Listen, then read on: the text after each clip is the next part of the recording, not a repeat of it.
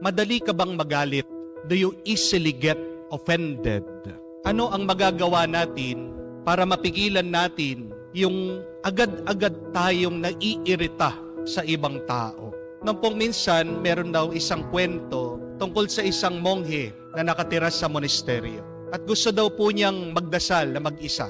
Kaya siya'y bumaba sa bundok at nakakita daw po siya ng isang lawa, a lake. At doon sa lawa, meron pong isang bangka. Kaya naman siya ay sumakay at nagpalaot ng kakaunti doon sa gitna ng lawa para siya ay mag-meditate, magdasal. Sinara po niya ang kanyang mata at habang tahimik siyang nagdarasal, bigla-bigla may narinig po siyang bumangga sa kanyang bangka. At naramdaman daw po nitong monghe yung galit biglang umaakyat papunta sa kanyang ulo. Nararamdaman nitong monghe, paunti-unti nag-iinit ang kanyang tenga. Bubuksan na niya ang kanyang bibig. Sisigaw na siya, sasabihin niya doon sa bangkero, doon sa kabilang bangka, na napakawalang iya niya. Wala siyang konsiderasyon. Hindi ba niya nakikita na siya ay nagdarasal? Bakit babanggain niya yung kanyang bangka? Pero pagkabukas po ng mata nitong monghe, nabigla siya sa kanyang nakita. Dahil yung bumangga sa kanya, bangka nga pero walang tao. Itong bangkang ito ay hindi nila tinali, kaya naman ito din ay nagpalutang-lutang sa lawa. At aksidente lang na nabangga yung kanyang bangka. At dito po na-realize nitong monghe, nasaan ba ang galit? Ito ba ay nagmumula sa labas? Hindi. Ang galit ay nag-uumpisa sa kanya. Ang galit ay nasa atin. At pag tayo ay binangga ng iba, nasa iyo na lang kung papalabasin mo itong iyong galit.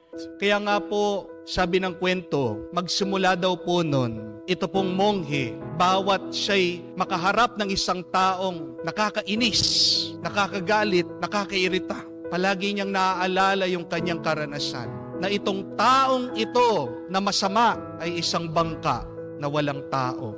Binabanggaman siya, pero nasa kanya na kung papabayaan niyang lumabas ang galit at manira sa kanya.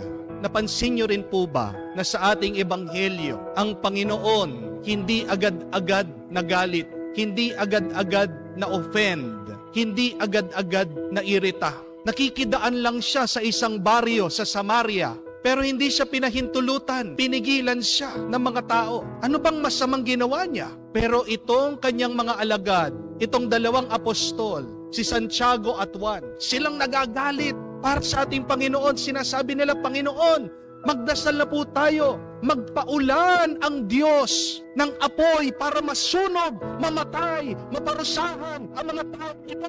Ganyan sila kagalit. Pero tanong ko po sa inyo, may narinig ba kayo na salita sa Panginoon? Wala.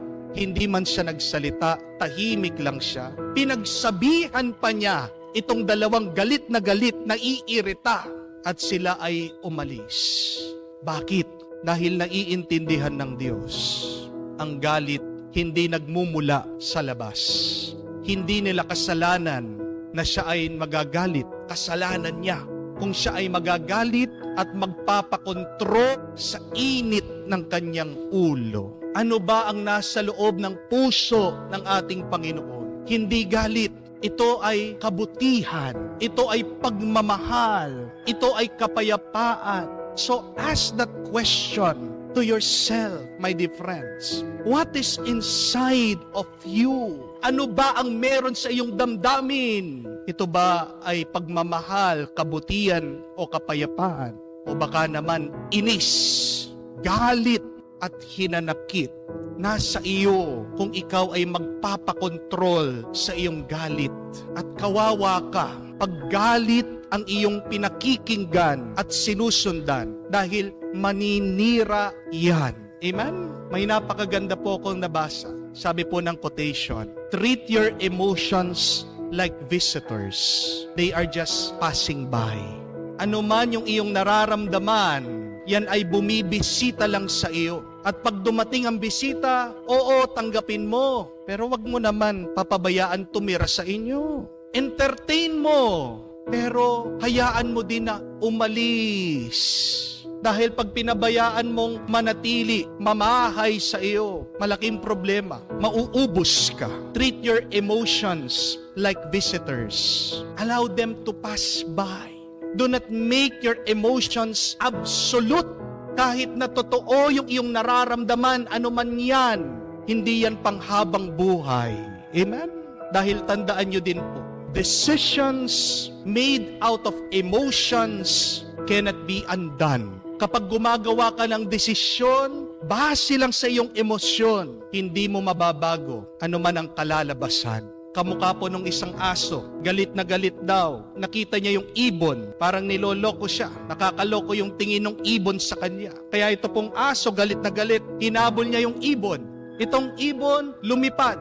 Habang ito naman pong aso, sinusubukan niyang kagatin yung ibon. Hindi po napansin ng aso. Sa paglundag niya, lumundag po siya sa bangin. Decisions done out of emotions cannot be undone. Baka magsisi ka. Kaya nga po, one great skill that you should learn is to manage your emotions. Hawakan mong mabuti kung ano yung iyong nararamdaman. Dahil kung hindi mo alam hawakan yan, ang iyong nararamdaman ang hahawak sa'yo. At baka magsisi ka sa kung ano magawa mo. Nagagalit ka dahil nalaman mo merong iba yung asawa mo. Gusto mo magpakamatay, gumagawa ka ng eksena, tumatalon ka sa tulay. Pag nagpakamatay ka, anong mangyayari? Kawawa yung anak mo.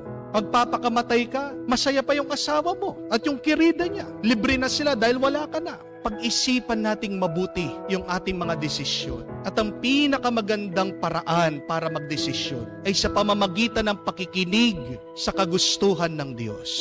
Before you follow your emotions, follow the will of God. Because when you follow the Lord, you will never go wrong. Pag meron kang nararamdaman na masakit, tanggapin mo, pero tanong mo muna sa Panginoon, Lord, ano ba yung magandang gawin? Dahil pag ang Diyos ang iyong susundan, hindi ka niya pababayaan.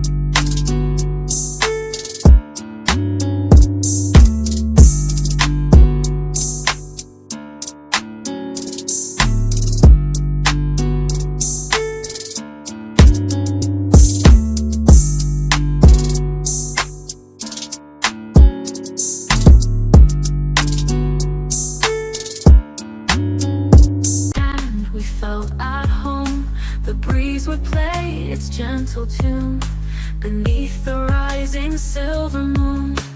Through the fields of amber and gold, stories of our love unfold. The evening breeze, a silent song, reminds me where our hearts belong. Oh, the evening breeze, so soft and sweet, brings memories of when our hearts were meet in the glow